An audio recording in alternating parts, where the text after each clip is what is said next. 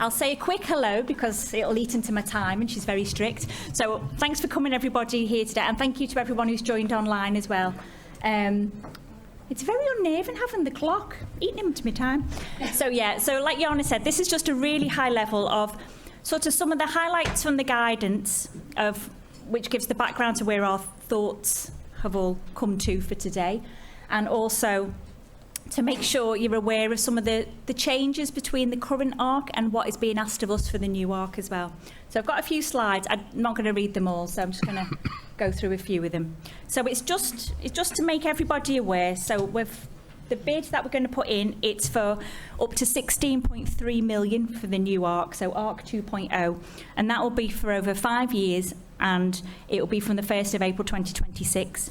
Now, there is an additional funding of up to 75 million that we will hopefully be eligible to bid for, or it will be allocated to us. We're not sure of the mechanism for that yet, but I'll explain what that's for later on. Not all of it. And we're allowed a maximum of 7 themes as well. 8 if you include the core function, and the core function is sort of the management and sort of organisation side of ARC that will underpin the work we do. And you're going to get the slides at the end, and I'm not sure if they're on the table, but there's the link there to the guidance document if you feel like you want to read it.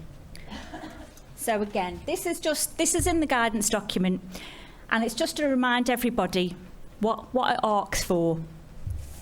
So, I mean, I'm just going to read it all out, but it's about high quality, generalisable, applied health, public health and social care research. It's about addressing health inequalities. It's using knowledge mobilisation and implementation of our approaches and research to make a difference in our, not just locally, regionally, but also nationally.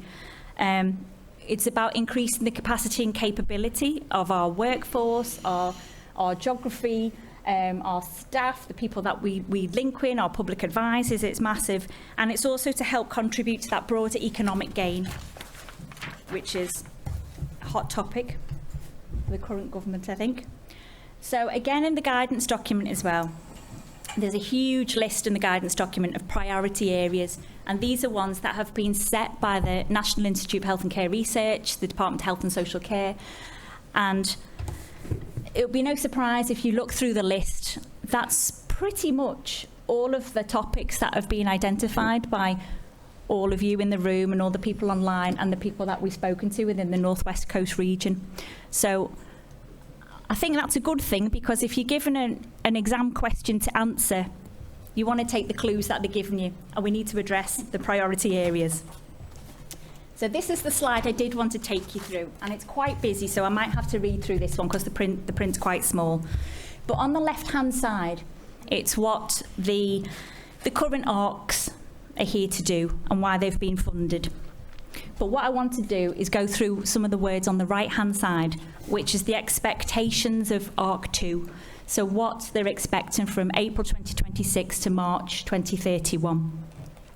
So they have said that in the next phase, there'll be much more emphasis on supporting implementation of research and that knowledge mobilisation, getting it out there, getting it into practice, making that change.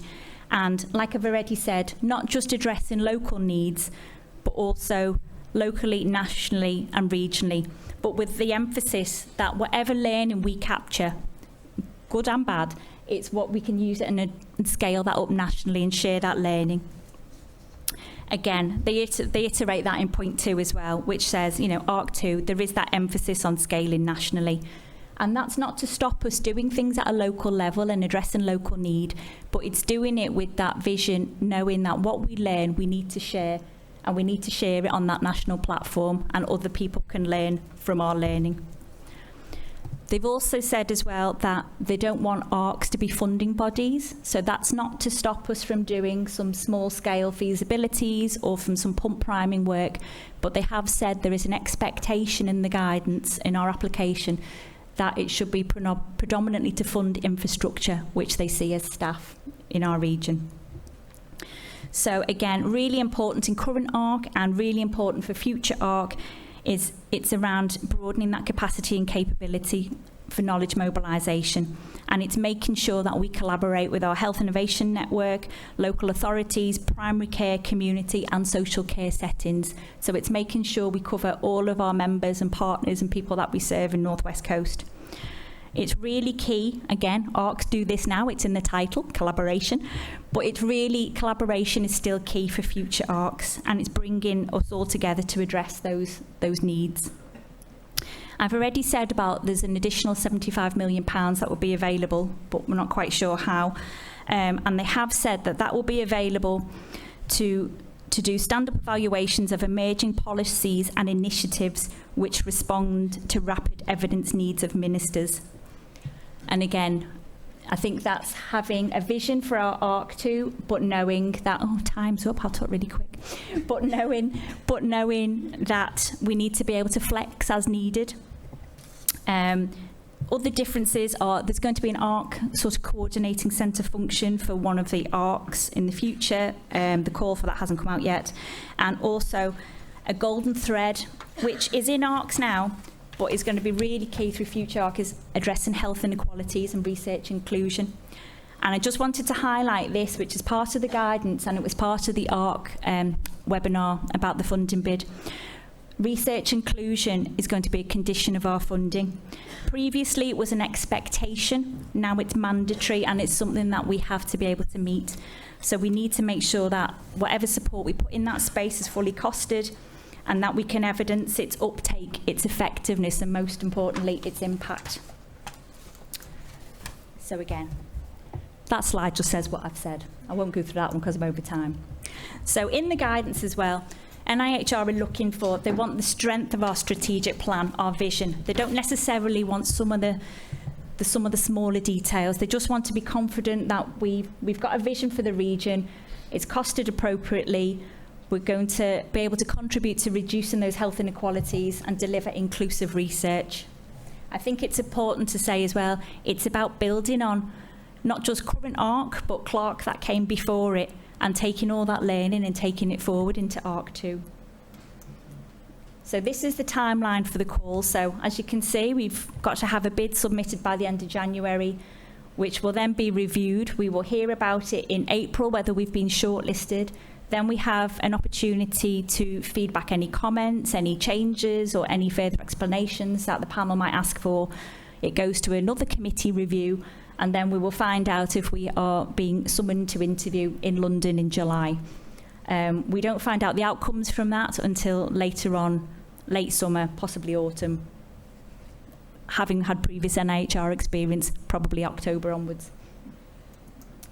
So I'm building up to the big slide. I need to have time for this one.